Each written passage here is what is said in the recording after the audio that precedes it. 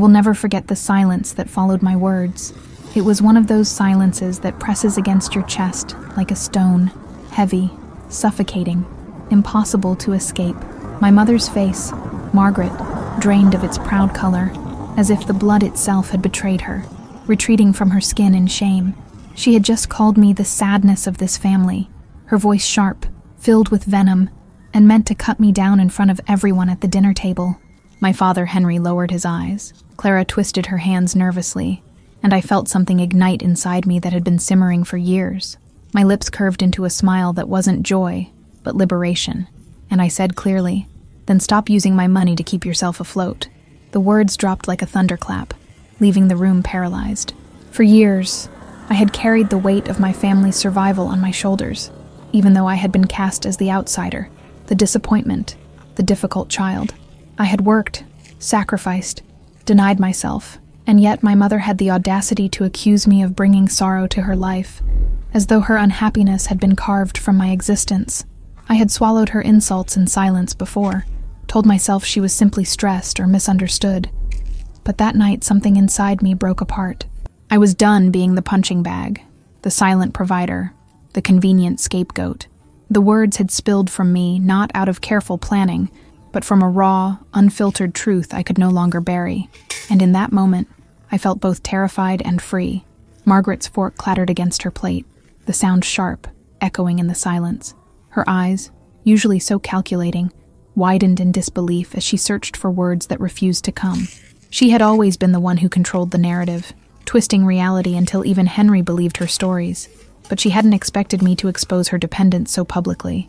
Clara's lips parted as if to speak, but no sound came, only her wide eyes darting between us as though she were witnessing a crime.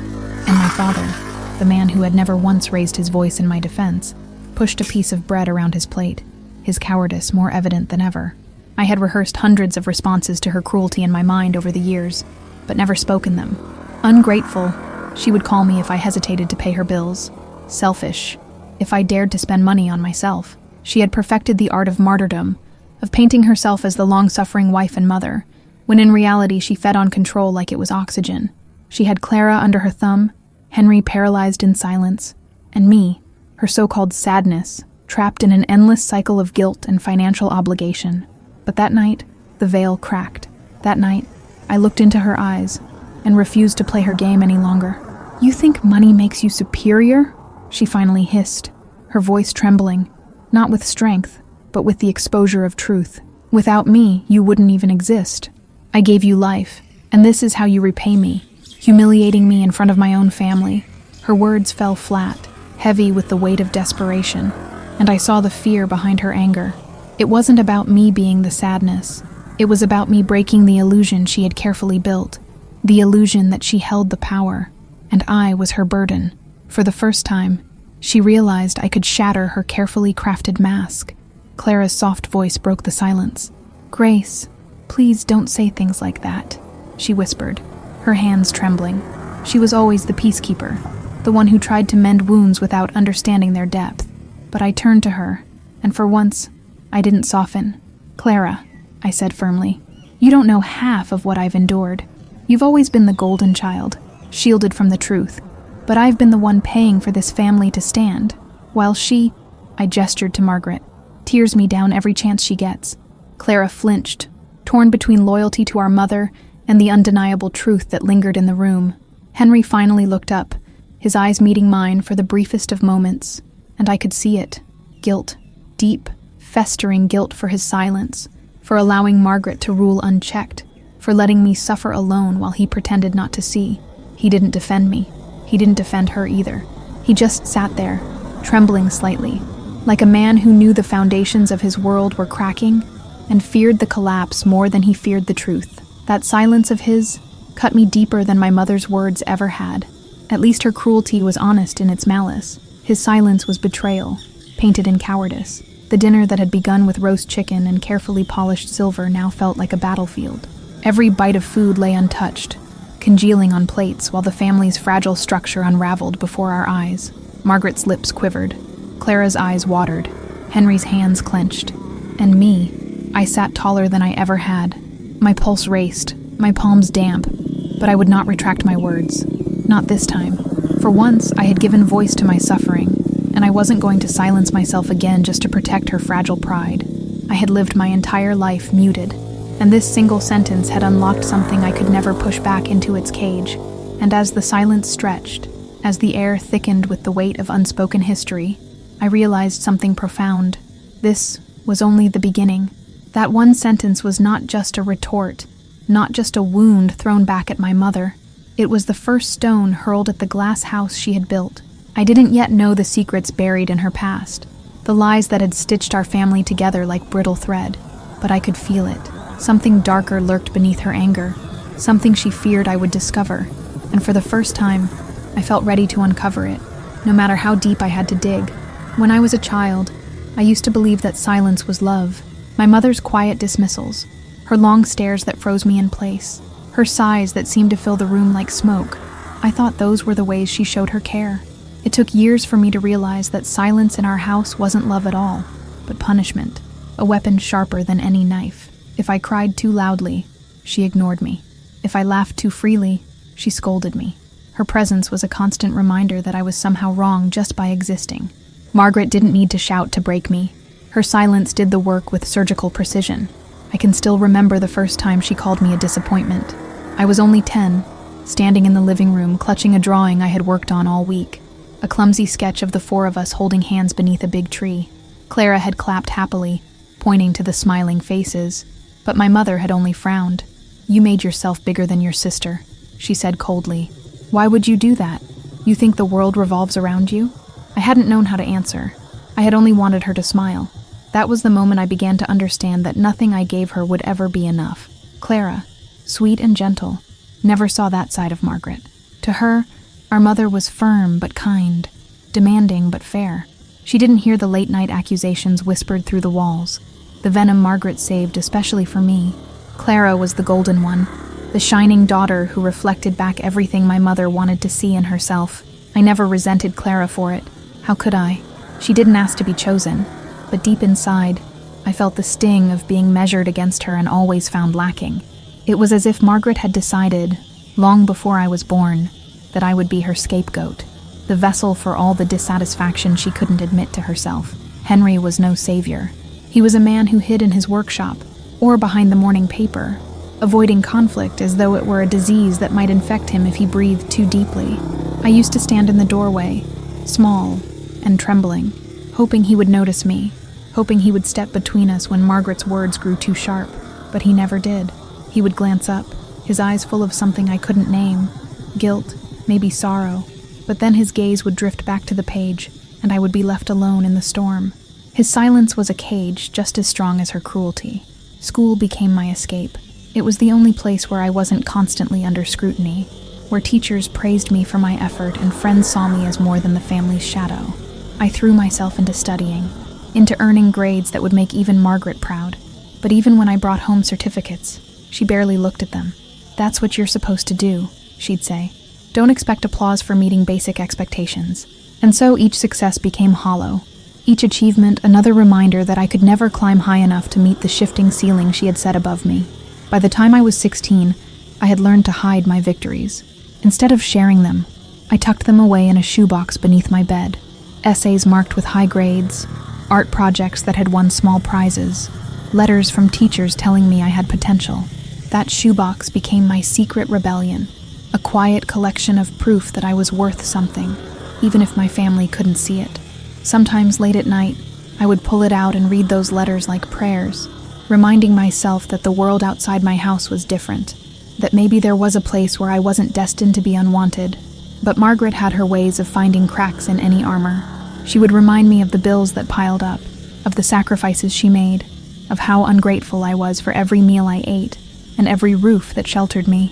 One day, she would sneer, "You'll realize how much you owe me, and by then it will be too late to repay it." Her words planted themselves deep inside me, blooming into a constant fear that no matter what I did, I would always be in her debt. That fear followed me into adulthood, shaping every choice I made, every relationship I entered, every sacrifice I accepted without question. Looking back now, I realize my mother's cruelty wasn't random. It was inherited. She had been raised by a woman even harsher, A grandmother I barely remember, who wielded shame like a whip. Margaret had never broken free from those chains. She simply passed them down to me, molding me into the reflection of all she hated in herself. But what she didn't understand was that in trying to destroy me, she also made me resilient.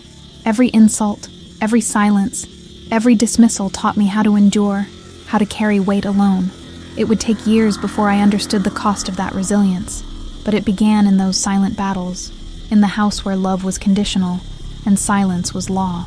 Leaving home should have felt like liberation, but for me, it was more like tearing off a piece of my own skin. At 18, I packed my belongings into 2 worn suitcases, clutching that shoebox of secret victories as if it were a lifeline. Clara waved from the porch, smiling, though her eyes shimmered with guilt she didn't understand.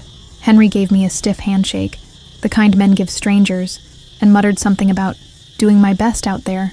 But Margaret didn't even come to the door. She remained in the kitchen, sipping coffee, as if my departure were no more significant than the sound of wind rattling the shutters. That absence, more than anything, haunted me as I stepped into the world alone. At first, life outside those walls was dizzying with possibility. I enrolled in college on a partial scholarship, found a part-time job in a cafe, and reveled in the small freedoms others took for granted, choosing what to eat for dinner, laughing without fear of reprimand, sleeping without dreading footsteps in the hall.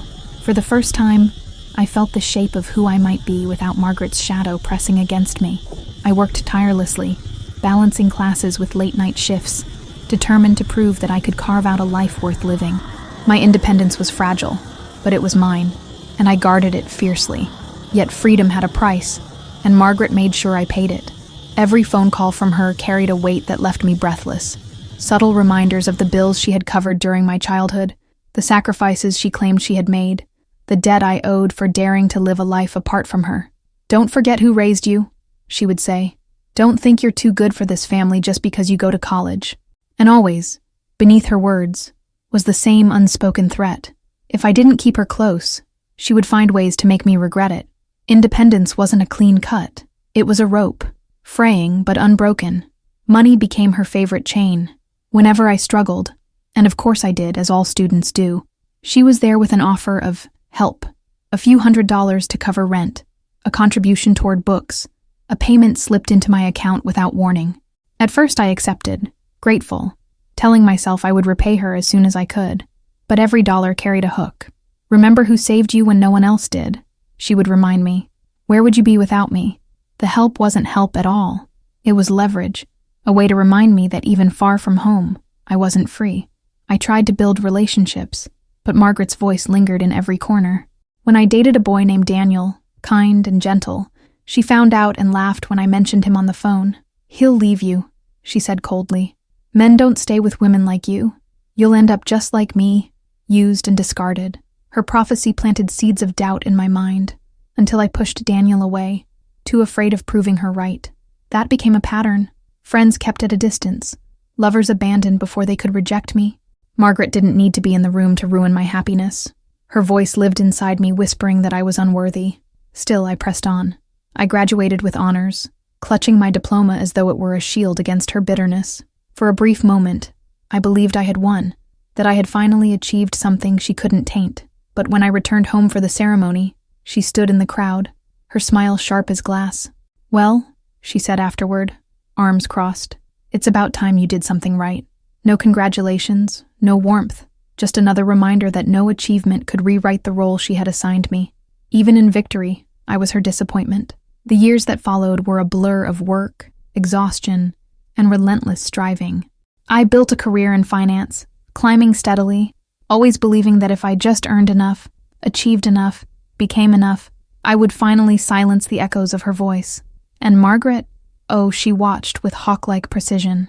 Each promotion became her triumph, each paycheck her justification for taking more. She would call, reminding me of her needs, pressing about bills, hinting at how difficult life had become for her and Henry. And though resentment burned in me, I sent the money, month after month, telling myself it was temporary, telling myself it was the last time. Looking back now, I see how she had woven a trap more cunning than her childhood silences ever were. By funding her, I gave her power.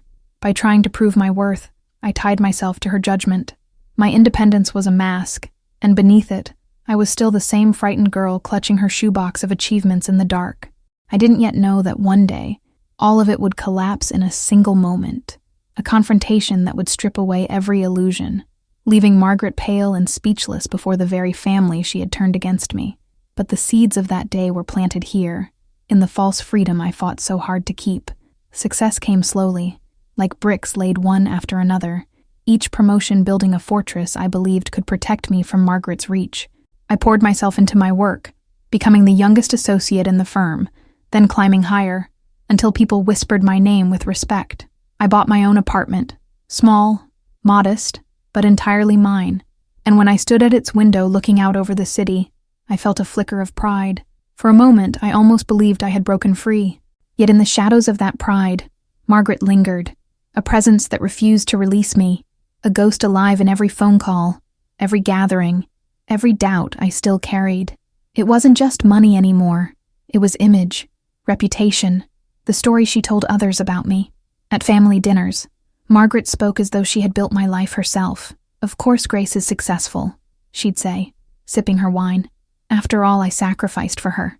She wouldn't be where she is without me." Relatives nodded, impressed, never questioning, never seeing how her words chained me back to her. Clara, sweet as ever, would glance at me across the table, silently apologizing, but her silence was another weight. No one wanted to oppose Margaret, not when her voice was sharp enough to cut. The worst were the holidays. I would arrive, bearing gifts, hoping foolishly for warmth, and Margaret would turn the spotlight into interrogation. "Grace," she'd announce loudly, "tell us how much you make now. Tell us what it feels like to have so much when others in this family struggle." My cheeks burned as cousins stared, as Henry chuckled uncomfortably, as Clara tried to change the subject. It wasn't curiosity, it was accusation. She wanted me guilty for every success, ashamed for every dollar I earned, punished for not living under her roof anymore. My victories, twisted into weapons, fed her narrative. I was the arrogant child who owed her everything. There were moments when I tried to fight back, to claim space for myself. Once, after she mocked me in front of relatives, I told her calmly, "Margaret, my success is mine. You didn't live those nights when I studied until dawn. You didn't earn these achievements. I did." The room went silent. For a second, I saw her falter, her face twitching as though she'd been slapped. But then her smile returned, cold and controlled. "Ungrateful," she murmured, loud enough for all to hear, just like I always knew. The others looked away, and the fragile courage I'd gathered collapsed, leaving me exposed and humiliated. To cope, I buried myself deeper into work, believing the answer to Margaret's voice was more success, more proof, more evidence that I wasn't the failure she insisted I was. But no matter how high I climbed, the bar shifted. "A new apartment?" She sneered that it was too small for someone with my salary. "A new car?" She called it an irresponsible luxury. Even my generosity, sending her money, helping Clara when she struggled, was twisted. "She thinks she's better than us," Margaret would mutter, throwing her wealth around like she's our savior. There was no winning, only running in circles, exhausted and unseen. Still, I longed for belonging, for a family that could embrace me without conditions. So I kept attending those dinners, kept sending the checks, kept hoping Margaret would someday soften, acknowledge that I had value beyond what I gave her. It was foolish. I know that now. Every visit was another wound. Every phone call, another scar. Yet hope clung to me stubbornly, the way a starving person clings to crumbs. I told myself that if I endured long enough, things would change. That one day, Margaret might say the words I had chased my entire life. "I'm proud of you." But life doesn't hand out miracles that way. Margaret's cruelty sharpened with time, her words cutting deeper, her manipulations more precise. She began to hint to others that I was selfish, cold, incapable of real love, that money was the only thing I had to offer. At work, I was admired, respected, envied. At home, I was nothing more than the family's checkbook, a resource to be drained. That duality tore me apart. The confident professional by day, the small, trembling daughter by night. The contrast left me hollow, as if I were living two lives and belonging to neither.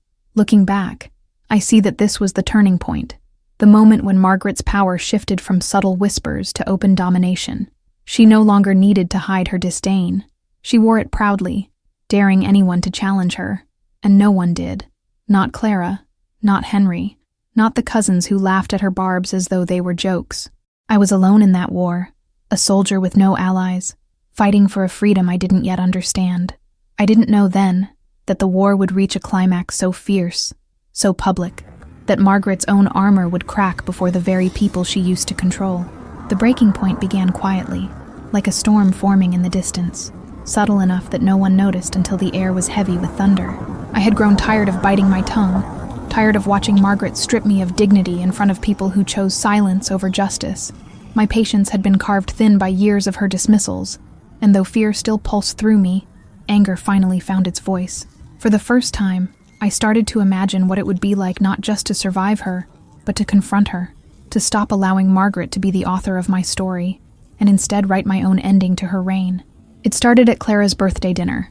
The restaurant was dimly lit, elegant but intimate, with laughter echoing from nearby tables. Clara had worked so hard to put it together, and I wanted nothing more than to see her smile without Margaret's shadow creeping in. But of course, Margaret arrived in her usual fashion, fur coat, piercing voice, and a glass of wine in hand before she even removed her scarf. "Ah, Grace is here," she announced to the table, her tone dripping with irony. "Our golden girl. Tell me, what extravagant thing have you purchased this month with all your glorious money?" The question was a knife dressed as humor, and everyone chuckled nervously, their eyes darting to me. I felt my chest tighten, my old instinct to shrink, to deflect, to apologize for simply existing. But instead I took a breath and let the silence stretch, the weight of it pressing against Margaret's smug grin. "Nothing extravagant," I said at last, steady and calm. "But I did pay Clara's tuition bill last month. Perhaps we should talk about gratitude rather than mockery." The words landed like a slap. Clara's eyes widened. Henry's fork clattered against his plate, and for once, Margaret's mouth fell open. It was only a second of vulnerability, but it was there, raw and real, before she quickly recovered with a brittle laugh. "Oh, how noble of you," she sneered, her voice sharper now. "Always trying to prove you're better than the rest of us. Throwing your money around so you can play the role of savior. Don't think people can't see through your little act, Grace." My hands trembled beneath the table, but I refused to flinch. "It isn't an act," I replied. "It's help. Something you've never offered me without a price attached." The table went silent.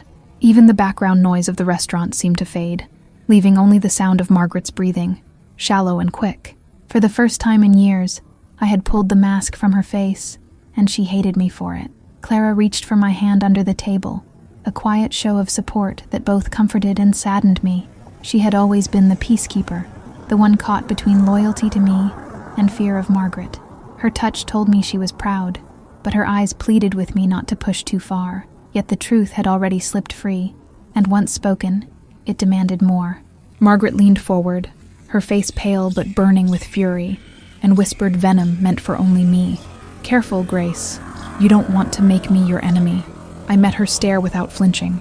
"I think you've always been my enemy, Mother." That night, I didn't sleep. My hands shook long after I left the restaurant, my mind replaying every word, every look, every crack in Margaret's armor. For so long, I had believed her power was unshakable, that she was untouchable, a storm no one could stand against. But I had stood, and the sky had not fallen. That realization lit something inside me, something fierce and liberating. For the first time, I began to believe that Margaret's control was not destiny, but a choice I could refuse. The fear was still there, but it was no longer stronger than my will. Of course, Margaret didn't retreat quietly. The days that followed were filled with her calls. Her manipulations spun tighter than ever. She told relatives that I had humiliated her, exaggerated my words into cruelty, painted herself as the victim of a daughter drunk on pride. Some believed her, of course.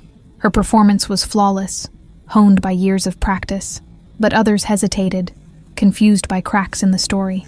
For the first time, doubt spread through her audience, and that doubt was more dangerous to her than any words I had spoken. Margaret lived on control, and I had begun to loosen her grip. Yet the cost of rebellion was loneliness. Friends at work could not understand the weight of a mother's betrayal. Relatives avoided me, unwilling to take sides.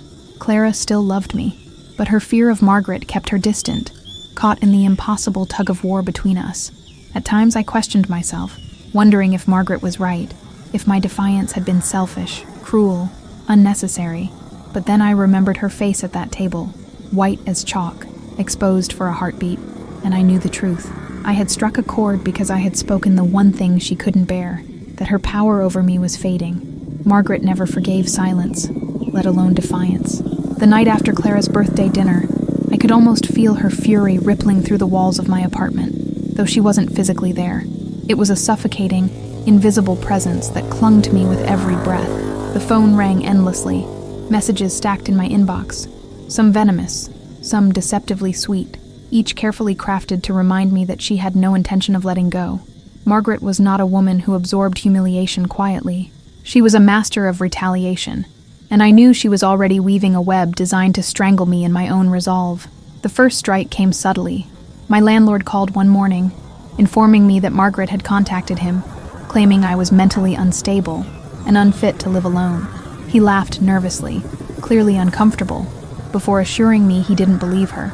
But the seed was planted, and that was her method, whispering poison into ears until it grew into suspicion. Later that week, a colleague approached me at work, hesitant, asking if I was doing okay at home. Margaret's reach was wide, and she wielded her reputation like a blade, slicing through my carefully constructed life with ease. I should have been furious, but what I felt most was exhaustion. Each day became a test of endurance, balancing the ordinary demands of life with the extraordinary task of surviving Margaret's vendetta.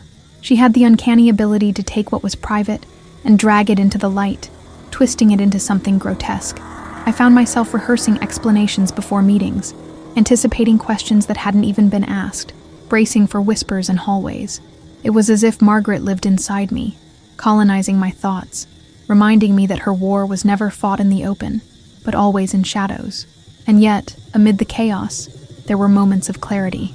I began writing everything down, every call, every message, every encounter tainted by her meddling. It wasn't just for defense, it was for me, a record of proof that I wasn't imagining her cruelty. Putting it on paper gave me perspective, and for the first time, her chaos looked small when contained in ink. Words had always been Margaret's weapon, but they became my shield. I told myself that one day, I might need this evidence, not just to protect myself, but to finally unmask her to the world she deceived so well. Still, the war wasn't without casualties. Clara withdrew further, her messages short, her visits scarce. I could feel her drowning between us, torn by a loyalty she could never reconcile.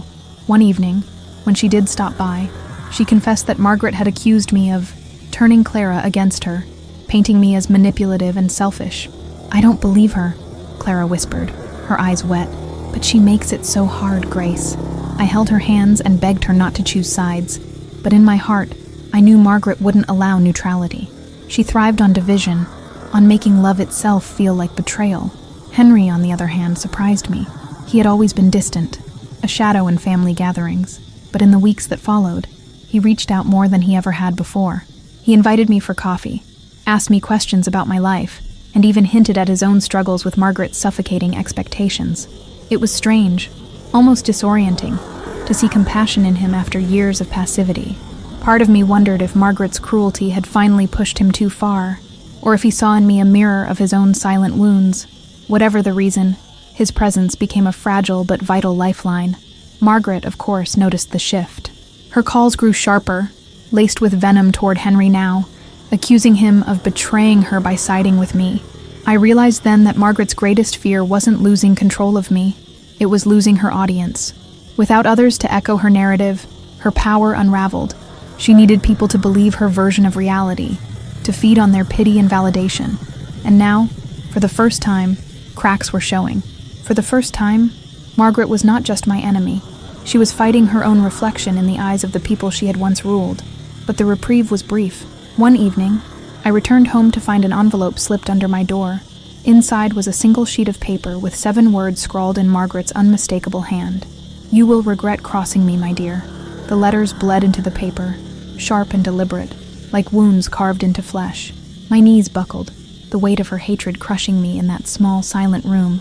Fear coursed through me, but so did something else. Resolve. Margaret wanted me broken, but I refused to give her that satisfaction. For the first time in my life, I wasn't just surviving her, I was preparing to fight back.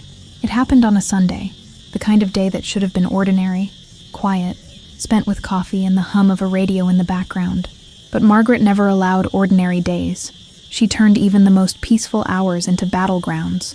Without warning, my phone buzzed with messages, friends, acquaintances, even distant relatives, all asking if the things Margaret posted about me online were true. My heart clenched as I opened her words, paragraphs dripping with venom, accusing me of theft, manipulation, and abandonment. She painted me as the reason for every fracture in our family, declaring that I had poisoned Clara against her and seduced Henry into betraying his blood. It was Margaret at her most dangerous, public, performative, desperate for validation. The posts spread quickly, shared and dissected by people who barely knew me. Some ignored them, others defended me, but too many lingered in silence, watching as though my humiliation were entertainment. That was Margaret's gift. She knew how to turn an audience into accomplices, how to cloak cruelty in just enough truth to make people wonder. I wanted to scream, to claw at the lies, but part of me froze. I had lived so long under Margaret's shadow that the thought of standing in the light, exposed to judgment, terrified me more than her words. And yet, hiding would only feed her story. By evening, the storm reached its peak. Margaret had organized a family gathering, a supposed intervention, inviting cousins, neighbors, even Father Bernard from the parish where she volunteered. She sent me the invitation with a note. "Time to tell the truth, Grace." My blood ran cold. It wasn't enough for her to destroy me online. She needed to perform it live, to watch me crumble in front of everyone whose respect she craved. For hours I paced my apartment, torn between ignoring it and confronting her. But deep down, I knew this was inevitable. If I didn't face her now, she would go on rewriting my life until I no longer recognized myself. When I arrived, the room was already heavy with expectation. Margaret stood at the center, radiant in her deception, her voice dripping with false humility as she greeted each guest. Her eyes lit up when she saw me, not with warmth, but with triumph, like a predator savoring the moment before the kill. Around her, faces turned toward me, some pitying, some skeptical, some hungry for drama. Clara sat near the back, pale and rigid, while Henry hovered by the doorway, his jaw clenched. My chest tightened, but I steadied myself. I would not let Margaret write this chapter of my story. She wasted no time. With a dramatic sigh, she began recounting my betrayals, her words painting me as ungrateful, reckless, unstable. She spoke of sacrifices she made, debts she paid, and the endless suffering I supposedly caused. Every sentence was laced with half-truths, twisted memories designed to erode me piece by piece. As she spoke, I watched the audience shift, murmurs rising, eyes flicking toward me with unease. Margaret fed on it, her voice growing stronger, her gestures more theatrical, as though she were the only one who had ever loved and been betrayed. She was rewriting history in front of me, and for a moment, I thought I might drown in her performance. But something inside me shifted. Perhaps it was the exhaustion of years, or the sight of Clara's trembling hands, or Henry's silent plea from across the room. I realized that silence was no longer survival. It was complicity. My mother had built her empire on my silence, and the only way to dismantle it was to speak. When she paused for breath, I rose to my feet, my voice steady, though my heart pounded like a drum. "You say I am the sadness of this family," I began, the words sharp and deliberate. "But sadness does not pay your debts. Sadness did not keep this family afloat. My money did, Margaret. My sacrifices did. And if I am the sadness, it's only because you drained every joy from me." The room stilled, every eye fixed on me. Margaret's face blanched, her mask cracking under the weight of exposure. I pressed on, not shouting, but speaking with a clarity I didn't know I had. I told them about the loans in my name, the manipulations, the endless guilt she wielded like chains. I described the years of bending under her demands, the loneliness of being cast as both villain and savior. My words spilled out, raw and unpolished, but undeniable. And for the first time, I saw recognition flicker across the faces in the crowd. Doubt had entered the room, and Margaret could not control it. She tried, of course. She called me a liar, a bitter child twisting stories to make herself look pure. But her voice wavered, her usual confidence faltering. When Henry stepped forward, his voice breaking as he confirmed parts of my story, the tide shifted. Clara's tears followed. a sob tearing from her chest as she whispered, "I can't keep pretending anymore." The silence that followed was heavier than any accusation, the weight of truth pressing against Margaret's carefully constructed world. For the first time, her audience wasn't clapping. They were watching her crumble. I left that night trembling, not with fear, but with something close to relief. The war was far from over. I knew Margaret would retaliate again, perhaps more viciously than ever, but something irreversible had happened. Her mask had slipped in front of the very people she lived to impress, and no performance could fully restore it. As I stepped into the cold night air, I realized that the storm she had unleashed had not destroyed me. It had revealed me. For once, I was not just the sadness of this family. I was its truth, raw and undeniable. The morning after the confrontation, I awoke with the strange heaviness of someone who had survived a storm, but still heard thunder echoing in her bones. My apartment felt foreign, too quiet, as though even the walls were holding their breath. I replayed every word, every trembling glance, every gasp that followed my confession. Part of me wanted to crawl back under the sheets and disappear, yet another part longed to stand taller, to breathe in this fragile taste of freedom. Margaret's silence since that night was more unsettling than her fury, like the eye of a hurricane, calm but charged with unspeakable force. I didn't have to wait long. By noon, whispers reached me. Margaret had left the gathering in tears, clutching her chest, claiming she was the victim of her cruel daughter's betrayal. She told anyone who would listen that I had invented stories to humiliate her, that I was mentally unstable, poisoned by resentment. But something was different this time. Not everyone believed her. The spell she had cast for decades had cracked, and doubt had seeped into her empire. People were no longer repeating her words with blind certainty. They were hesitating, questioning, remembering. That hesitation was my first victory. Henry came to see me that afternoon, his hands restless, his eyes shadowed with guilt. He admitted he had known more than he had ever confessed, that he had witnessed the way Margaret used me, but fear had sealed his mouth. "I thought staying quiet was protecting us," he murmured, his voice breaking, but it only protected her. I listened, torn between anger and compassion. For years I had dreamed of hearing him acknowledge the truth, yet the words still hurt, reopening wounds I thought had scarred over. Still, his confession was a step, a fragile bridge between us. Clara's visit was quieter, but cut deeper. She came in the evening, her face pale, her body tense as though every breath cost her effort. Sitting across from me, she whispered, "I believed her, Grace. I believed everything she said about you." Her eyes filled with tears, and my chest tightened. She confessed that Margaret had fed her a steady diet of lies, twisting every kindness I offered into manipulation, every success I achieved into selfishness. "I thought you hated me," she said, her voice trembling. "And I hated you back, because it was easier than facing the truth." Her words pierced me, yet beneath the pain was something startling, a possibility of reconciliation. We spent hours untangling years of silence. I told her about the nights I stayed awake worrying over her, about the money I had quietly funneled to keep her afloat, about the countless times I bit my tongue to shield her from Margaret's wrath. Clara wept, covering her face with trembling hands, whispering, "I should have seen it." I took her hand, firm but gentle. "It wasn't your fault," I said. "She raised us in her image, but we don't have to stay there." For the first time in years, Clara's eyes met mine without hostility. In their depths, I glimpsed the faint spark of sisterhood we had lost. That night, after Henry and Clara left, I sat in the dark and let the silence settle around me. The apartment no longer felt like a prison, but like a sanctuary, a place where truth could finally breathe. And yet, unease lingered. Margaret had been wounded, exposed before the people she most sought to control. If there was one thing I knew about her, it was that she never surrendered. She only regrouped. The quiet wasn't peace, it was preparation. I braced myself, sensing the storm that would surely return. Over the next days, I noticed subtle shifts. Messages arrived from relatives I hadn't spoken to in years, some offering timid support, others asking questions they'd never dared voice.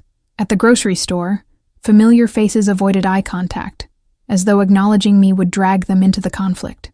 It was strange, being both seen and unseen at once, existing in the space between villain and survivor. I carried myself differently, though.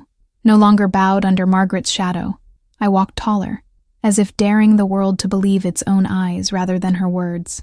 For once, The weight of shame was not mine to carry, but Margaret was not gone.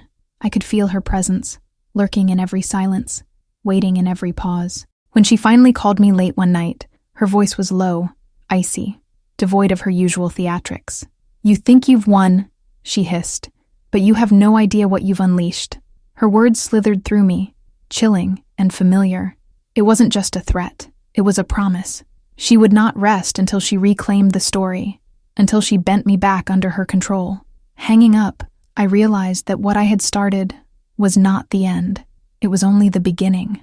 And yet, for the first time, I wasn't afraid. My heart still raced, my hands still trembled, but beneath the fear was something stronger. Resolve. I had faced her lies in the open and survived. I had begun to rebuild with Henry and Clara, weaving together threads Margaret had spent decades cutting apart. Her empire was crumbling, and though she would fight with everything she had left, I was no longer alone. The sadness she named me was no longer my identity. It was hers, a reflection of the hollowness she carried, and I would never let her bind me to it again. The week after Margaret's call felt like walking across a frozen lake, every step echoing with the threat of collapse. I could sense her presence in everything, whispers reaching my workplace, subtle rumors rekindled among neighbors, even messages from acquaintances suddenly laced with suspicion. She was weaving her narrative again, threading poison into the cracks she knew too well. Yet there was a difference this time. Not everyone was swallowing it. Some looked at me with hesitation, others with quiet solidarity. The battlefield was shifting, and Margaret was growing desperate. Her desperation revealed itself in the most unexpected way. One evening, I found a letter slipped under my door, written in her unmistakable handwriting. It wasn't filled with the usual insults or threats. It was an invitation. "Come tomorrow, alone. If you have any courage left, face me one last time," it read. Beneath the words was an address, the old family house, the place I had sworn never to return. My chest tightened as I held the paper. Every instinct told me it was a trap, but some deeper part of me knew it was unavoidable. Margaret wanted a stage, and this was her final theater.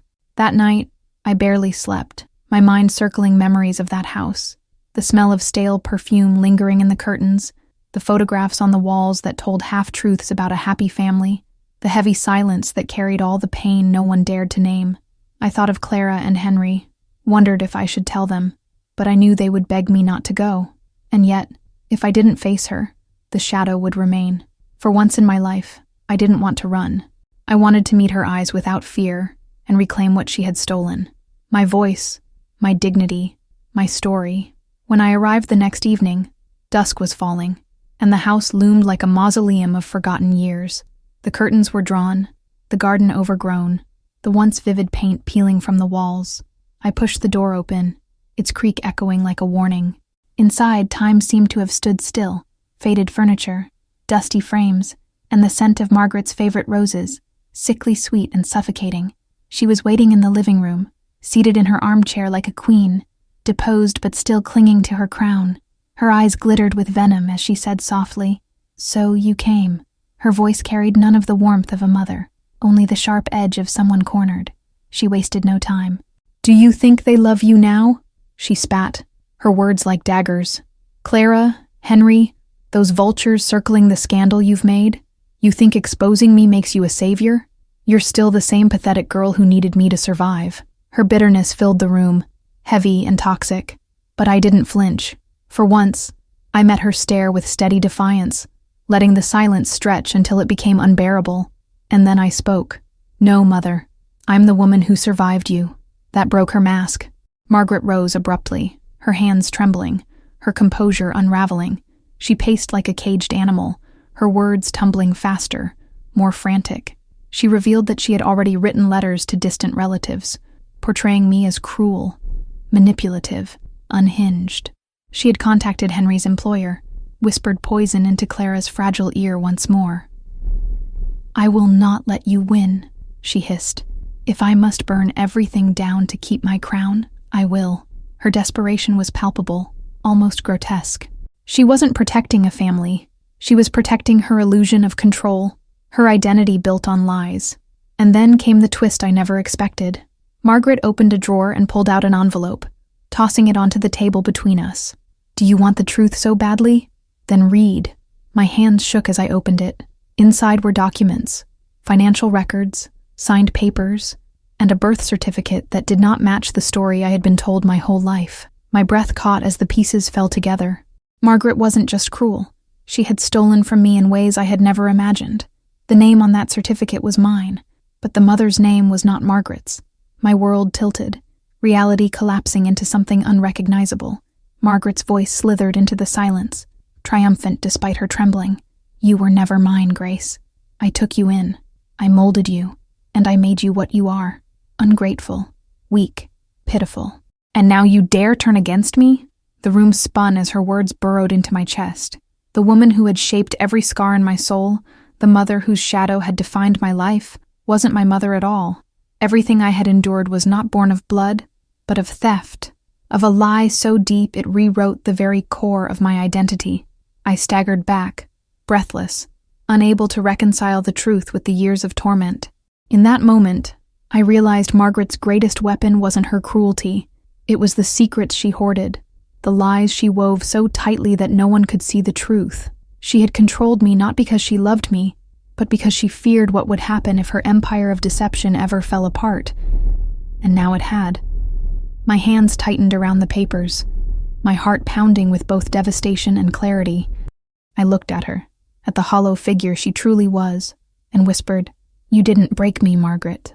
You only revealed who you are."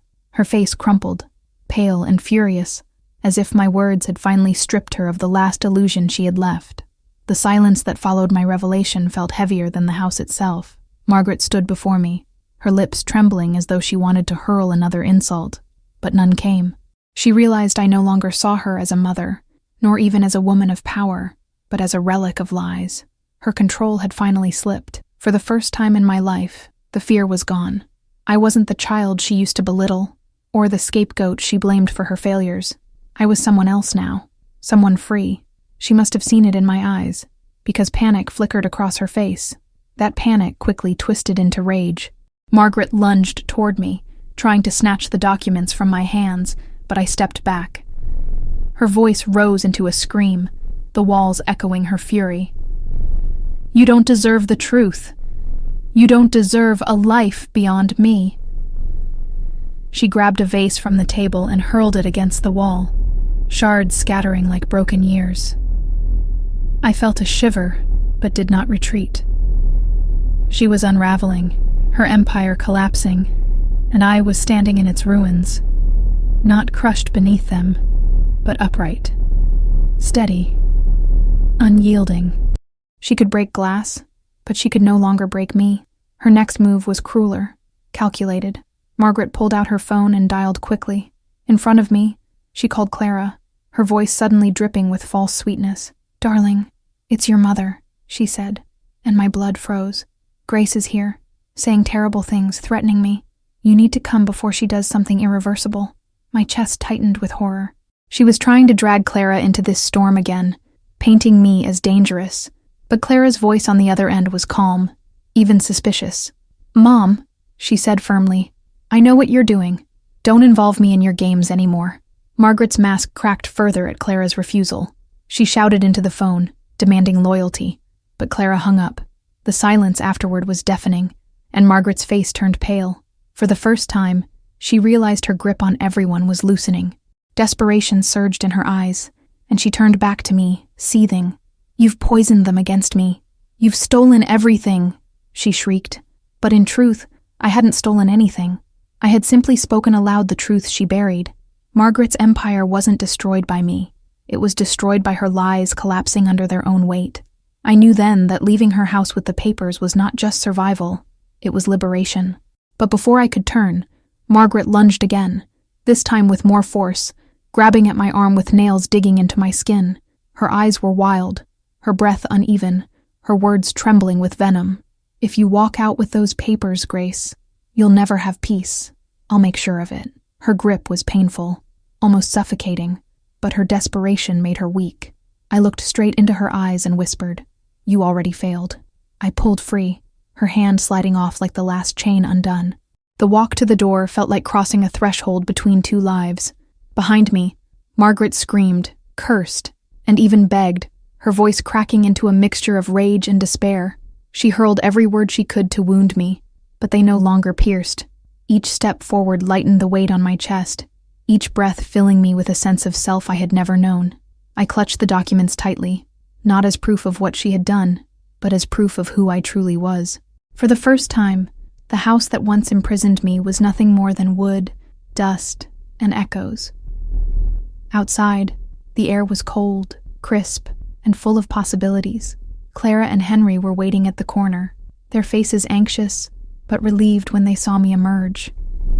I handed them the papers with trembling hands, my voice breaking as I told them the truth.